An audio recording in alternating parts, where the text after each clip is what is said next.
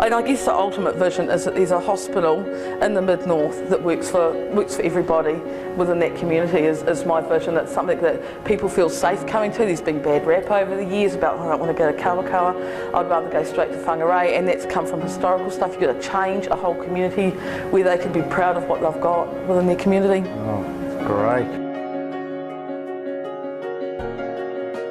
Very good.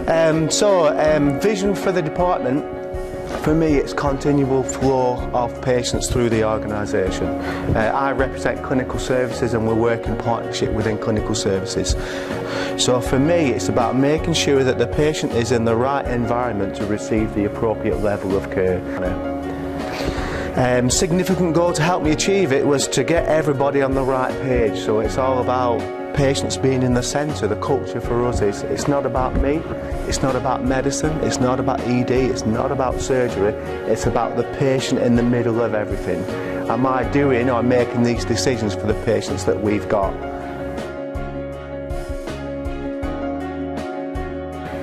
I've been able to reflect on that and see what's my role at work, clinical and leadership. What's my role at home? Well, I've got a role as a partner, as a caregiver, as a mother.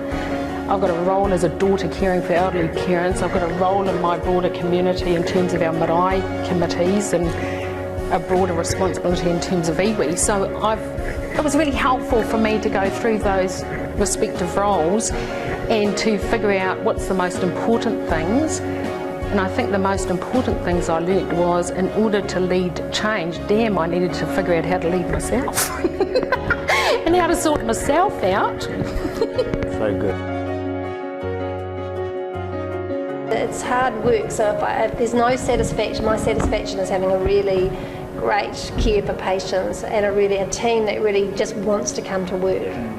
Because there's no other reward in health really much, there's no perks, and there's a lot of your own energy and all sorts of things that goes into it. So I've got to give the team some reason to come to work every day.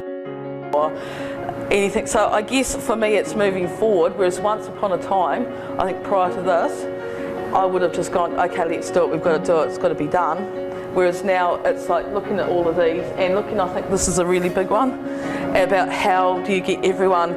Well, I have to value the staff and for what they're doing, so we need to stop and think about it again.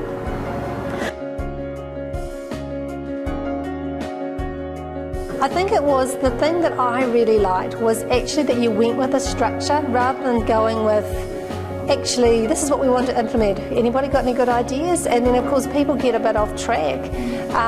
But actually going with a structure and saying these are the components. So one part was training of staff, another was documentation. So I already went with those because I knew those were the core components. And then from that, the staff just said, okay, so how are we going to do this? What is the documentation that needs to change? So they were really involved in the decision, but actually about what needed to change. And we achieved it, in an hour we achieved an amazing amount of work. And then every week we met for an hour, and I was really strict about that.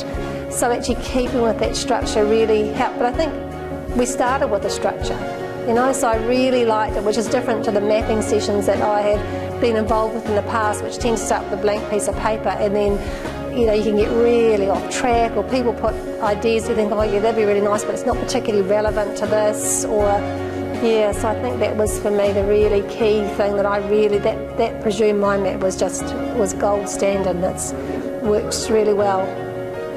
So from an individual basis, that's understanding individual motivation. It's been getting common ground with individuals, but also getting people in my office in a safe zone. You can say whatever you want. There's no emotion attached to it because we'll just pretend it's an object in the middle of the table, and the focus is whatever you want to say is whatever you want to say from a table perspective, and that seems to neutralise people's emotions out of it.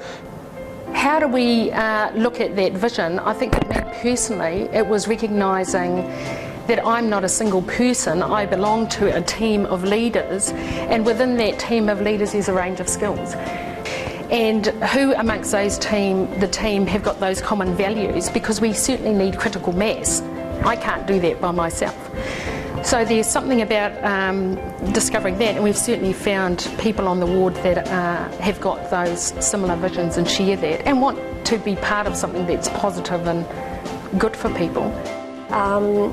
So it's quite a big piece. It was quite a big piece of work to implement it. We had quite a short time frame, and there were a number of our processes and our documentation that was going to change because of it. And so what I did was I came up with the big bold statement, or the goal, and the goal, which was to implement the FIM tool.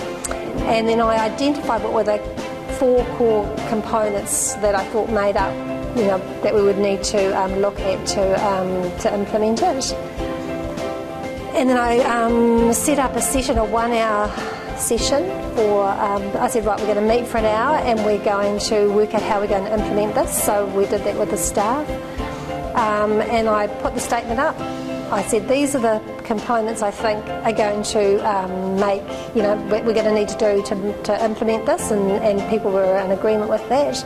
And then we mind mapped off that how we were going to achieve each of the components that needed to be completed.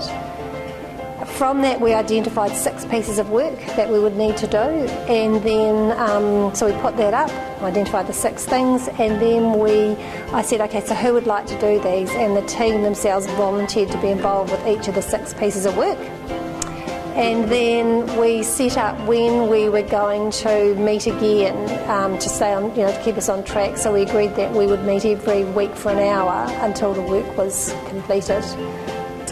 And what I'm really hot on is making sure that staff know that these are actually really simple, basic values that everyone can do every single day, because they're things like listening to people and being compassionate.